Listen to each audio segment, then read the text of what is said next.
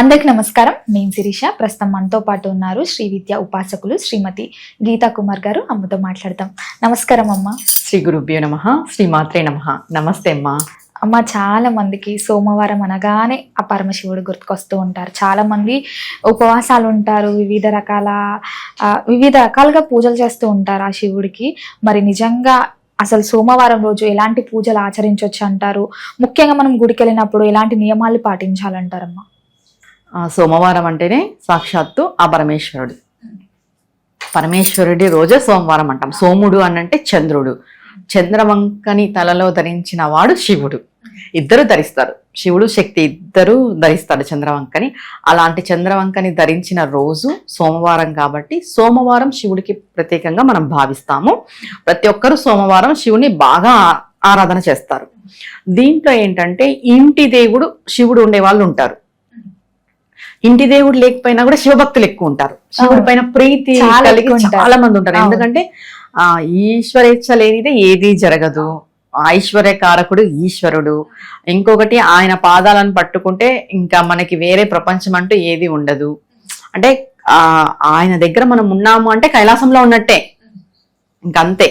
అది పరమేశ్వరుడు గురించి మనం ఎంత చెప్పినా తక్కువ.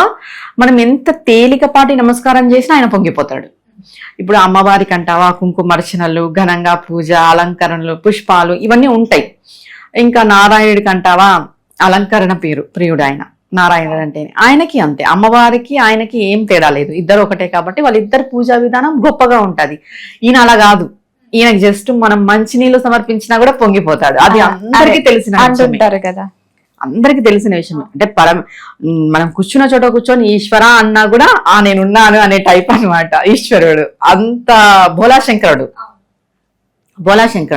కోరికలనే కాదు, మనకి ఇహలోక కోరికలు తీరుస్తూ కూడా మనకి పరమపద సోపానం కైలాస శిఖరంలో మనకి చోటు ఇవ్వగల శక్తి పరమేశ్వరుడికి ఉంది.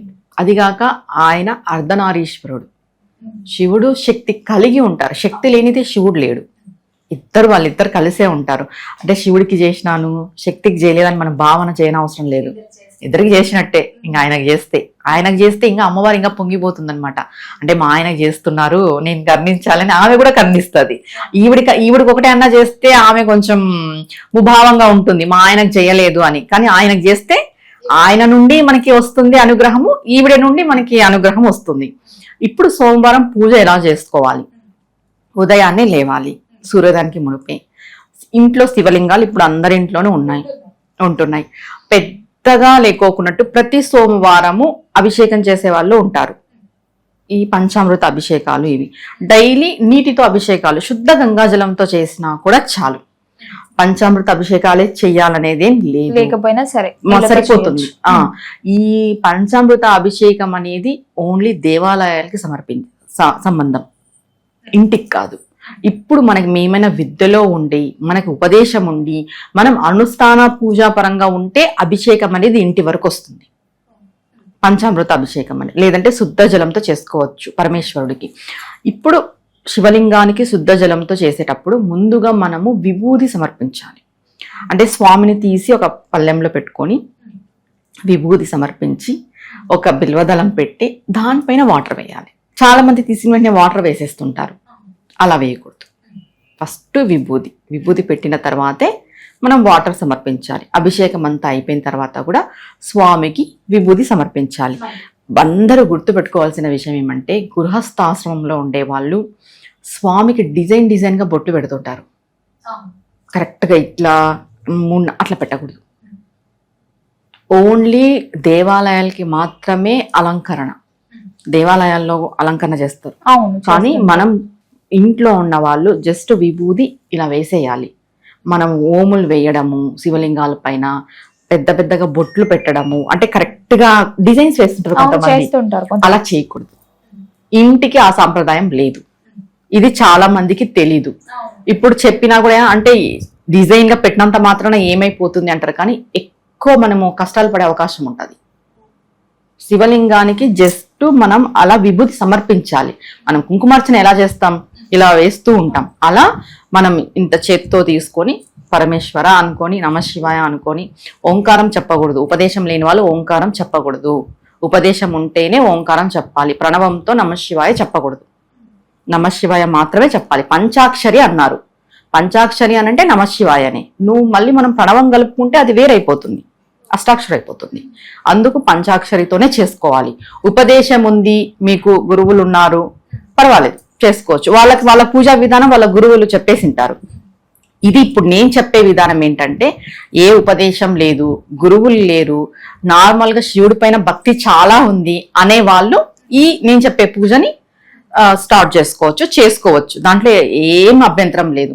నమశివాయ అనే మంత్రంతో మనం విభూది సమర్పించి స్వామి వారికి పాలు, బిల్వపత్రి, పండ్లు ఏదైనా కానీ నైవేద్యం, మనకి అప్పుల బాధలు అలా ఉన్నప్పుడు అన్నం సమర్పిస్తే చాలా మంచిది.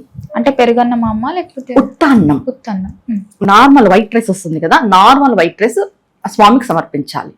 అప్పుల బాధలున్న ఇదే వైట్ రైస్ లోకి తేనె పెట్టి సమర్పిస్తే భార్య భర్తకి అన్యోన్యత దాంపత్యం వస్తుంది.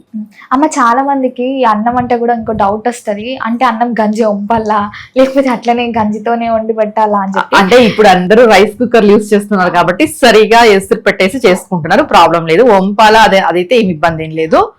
అన్నం వైట్ రైస్ చేసేసుకొని అప్పులు బాధ తీరాలి అంటే నార్మల్ గా సమర్పించాలి. దీంట్లోకి తేనె కలిపి సమర్పిస్తే పరమేశ్వరుడికి అన్యోన్య దాంపత్యం కుదురుతుంది భార్య భర్త మధ్యన.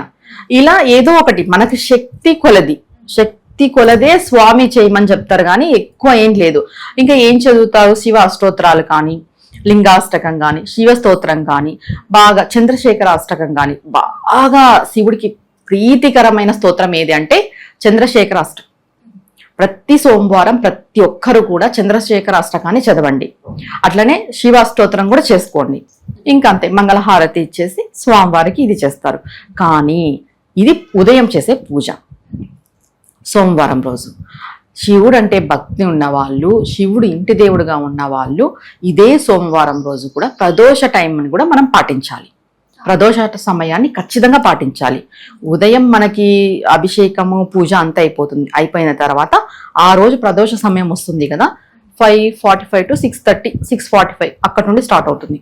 ఆ ప్రదోష టైంలో కూడా శివ అర్చన కంపల్సరిగా చేయాలి. అంటే ఇంటి దేవుడు ఉన్నా శివుడి పైన భక్తి ఉన్న వాళ్ళైనా కూడా ఆ టైంని మనం మిస్ చేసుకోకూడదు.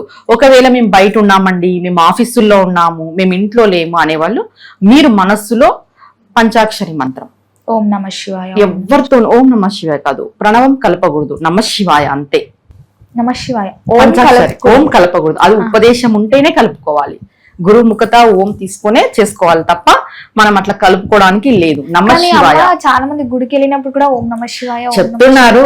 ఇంకా మనం ఏం చేయలేం. మామూలుగా అంటే ప్రణవంతో చేయకూడదు, గురువుతో ఉపదేశం ఉంటేనే తీసుకొని చెయ్యాలి. మనకి పంచాక్షరి అంటే 5 అక్షరాలు నమ శివాయ. ఇది ఎల్ల వేళలా చేసుకోవచ్చు, ఎవరైనా చేసుకోవచ్చు. సర్వకాల సర్వ వ్యవస్థలందు దీన్ని పఠించవచ్చు, ఎక్కడైనా ఉండి నిత్యము. ఆ ప్రదోష సమయంలో మీరు ఆఫీస్లో ఉన్నా ఎక్కడున్నా కూడా మనస్సులో ఎవరితోనూ మాట్లాడుకోకూడదు, మౌనం ఖచ్చితంగా వహించాలి.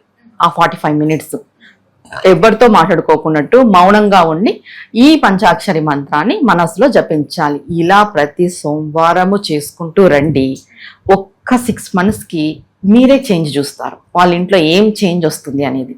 చేసేవాళ్ళు ఉదయం అభిషేకము, అన్నం సమర్పించడము, విభూది సమర్పించడం స్వామివారికి, ఉదయం చంద్రశేఖర అష్టకం చదువుకోవడము, శివాష్టోత్రం చదువుకోవడం, మరి సాయంత్రం ప్రదోష సమయంలో పంచాక్షరి మంత్రాన్ని జపించడం. ఒక్క 6 నెలలు చేయండి. ఆ రిజల్ట్ నేను చెప్పని అవసరం లేదు. ఇప్పుడు ఈ వీడియో చూసి పాటించిన వాళ్ళు 6 నెలలకు వాళ్ళే మనకు చెప్తారు ఏంటి అని. అంత పవర్ఫుల్ ఇది. అమ్మ ఇప్పుడు ఈ పూజా విధానం అంతా అంటే పొద్దునంతా ఇంట్లో చేసుకొని సాయంత్రం కూడా ఇంట్లో చేయాలి, లేకపోతే గుడికి వెళ్ళి చేసుకోవచ్చు అంటారా? గుడికి వెళ్ళి చేసుకున్నా ప్రాబ్లం లేదు. ఇప్పుడు ఇంట్లో మార్నింగ్ చేసుకుంటాం, గుడికి వెళ్ళి ఇప్పుడు ఇంట్లో లింగాలు ఉండవు, నార్మల్ గా పూజ చేసుకుంటారు ఉదయం. ఈవినింగ్ గుడికి వెళ్ళండి, ప్రదోష టైంలో గుడికి వెళ్ళండి. ఎవరితోనూ మాట్లాడొద్దు, అస్సలు మౌనం ఖచ్చితంగా ఉండాలి. మనం వెళ్ళి గుడికి వెళ్ళి స్వామివారికి నమస్కారం చేసుకొని కూర్చొని పంచాక్షరి మంత్రం చేసుకోవాలి. ఎక్కడో ఒక చోట గుళ్ళో మూల లేదు, ఇంట్లో ఎక్కడో ఒక చోట ఎవరితోనూ మాట్లాడొద్దు. మనం మౌనం వహించి ఇది చేసుకోవాలి. ఆఫీస్లో ఉన్నాం, అంటే ఆఫీస్లో ఉంటే కొంచెం ఏదైనా మాట్లాడక తప్పదు, కానీ మనసులో మాత్రం చేసుకోవాలి. ఈ ప్రదోష సమయాన్ని వృధా చేసుకోకూడదు. సోమవారము పూజ చేసుకునే వాళ్ళు మరియు శివభక్తులు అండ్ శివుడు ఇంటి దేవుడుగా ఉండే వాళ్ళు వీళ్ళందరూ కూడా ప్రదోష సమయాన్ని ఎవ్వరు వృధా చెయ్యరు తెలిసి ఉంటే. ఇప్పుడు తెలియని వాళ్ళు ఉంటారు కొంతమంది. ఇప్పుడు తెలుసుకొని ఈ ప్రదోష సమయాన్ని ఎవరైతే ఉపయోగించుకుంటారో సాక్షాత్ ఆ పరమశివుడి యొక్క అనుగ్రహం పొందుతారు. ఎందుకంటే మనకు ఒక ఇది ఉంది, ఏంటి అంటే ఆ ప్రదోష సమయంలో పరమేశ్వరుడు కైలాసం నుండి శ్రీశైల శిఖరానికి వస్తాడు అని, ప్రతిరోజు శ్రీశైల శిఖరం పైన వచ్చి తాండవం చేస్తాడు అని చెప్తారు. శివపురాణంలో ఉంది ఇది. ప్రతిరోజు కైలాసం నుండి ఆ ప్రదోష కాలంలో శ్రీశైలంలోకి వచ్చి శ్రీశైలం శిఖరం పైకి వచ్చి తాండవం చేస్తాడు శివుడు అని ఇది నమ్మకం. శాస్త్రం చెప్పింది అంటే అది నిజం. ఇప్పుడు స్వామి ప్రదోష టైంలో మనం అలా కైలాసం నుండి భూలోకానికి వచ్చేటప్పుడు ఆ సమయాన్ని మనం ఎందుకు వృధా చేసుకోవాలి? ఆ సమయంలో మనం పంచాక్షరి స్మరిస్తూ ఉంటే, చెప్తూ ఉంటే స్వామి యొక్క అనుగ్రహానికి శీఘ్రంగా పాత్రలు అవుతాం. అమ్మ మొత్తం మీద మాకు తెలియని ఎన్నో మంచి విషయాలు తెలియజేసినందుకు ధన్యవాదాలు. నమస్తే అమ్మా.